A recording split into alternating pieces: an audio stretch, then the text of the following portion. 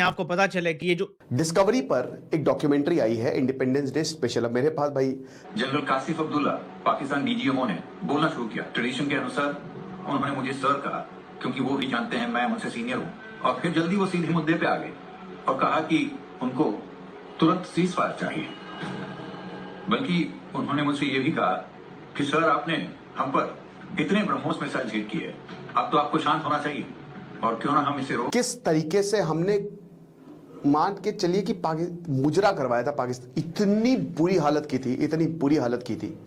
पाकिस्तान तो पक्की पकाई खीर है टूटने के लिए, अगर कोई करना चाहे तो डिसाइड ये हुआ कि जो सरहदी इलाके हैं सारे लाहौर के, उनको हम कह देंगे वो रात को लाइट्स बंद कर दें, ताकि वैसे अब मेरा ख्याल ये भी हमाकत ही है क्योंकि अब जिस तरह के तैयारे हैं। तो लिटरली भीख मांगी थी पाकिस्तान ने जो डीजीएमओ कासिफ उन्होंने भारत के डीजीएमओ से बोला था, जो लेफ्टिनेंट जनरल राजीव गई, कहा था कि भैया आपने बहुत ब्रह्मोस मार दिए हैं, अब तो बंद कर दीजिए।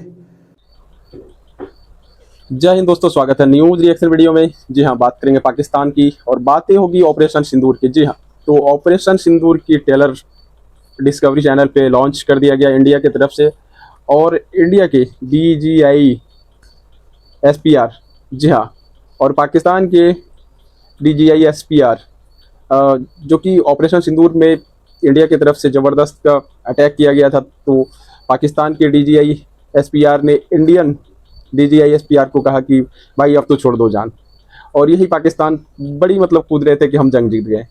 तो देखिए, बातें सच सामने आने में टाइम लगती है और झूठ बात हमेशा अफवाह की तरफ फैलता है, ये बात सबको पता है। तो जंग जीतने वाला, ऑपरेशन सिंदूर जीतने वाला पाकिस्तान की अब तो मुंह की खानी पड़ रही है।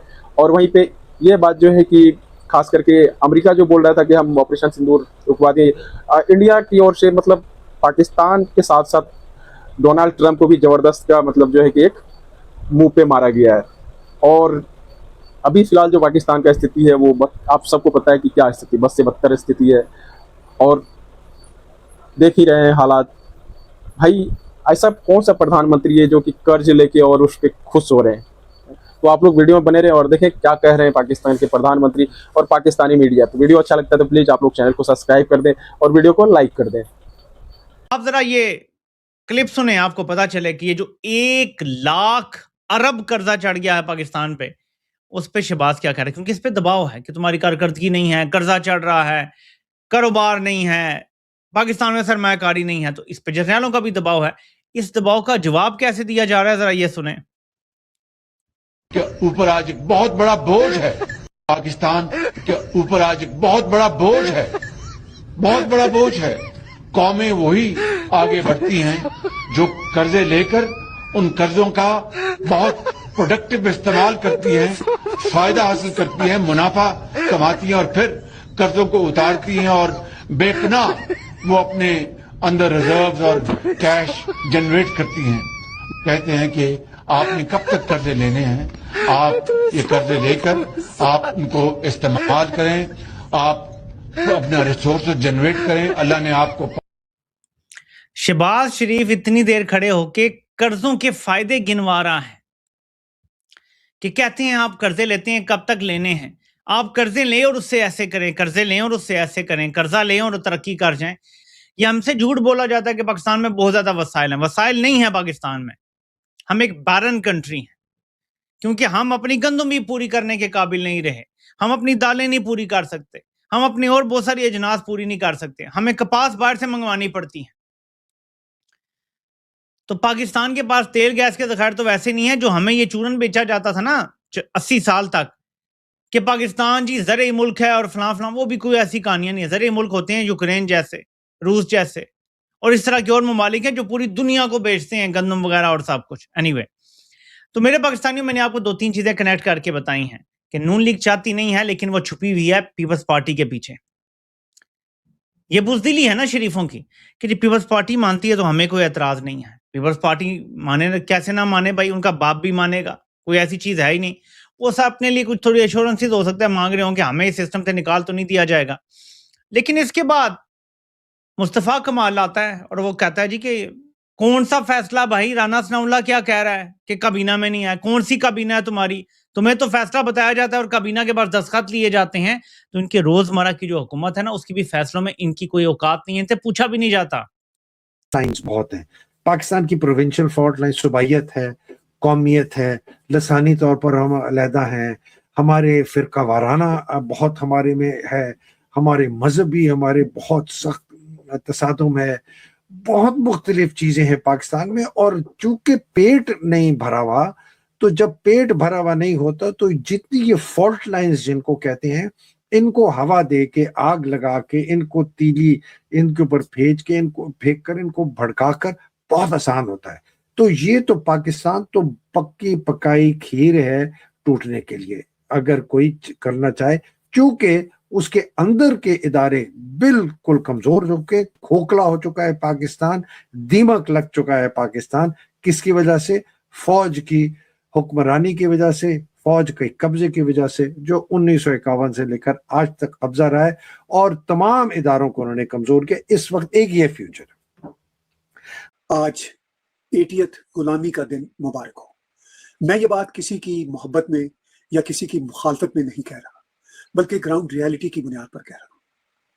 भारत जो एक हजारों साल पुरानी सिविलाइजेशन है, उसको एक बार फिर आजादी आज से 79 ईयर्स बैक मिली, और पाकिस्तान जिसने भारत की सिविलाइजेशन से बंटवारे के नतीजे में जन्म लिया, वो तब से आज तक गुलामी की जंजीरों में जकड़ा हुआ है।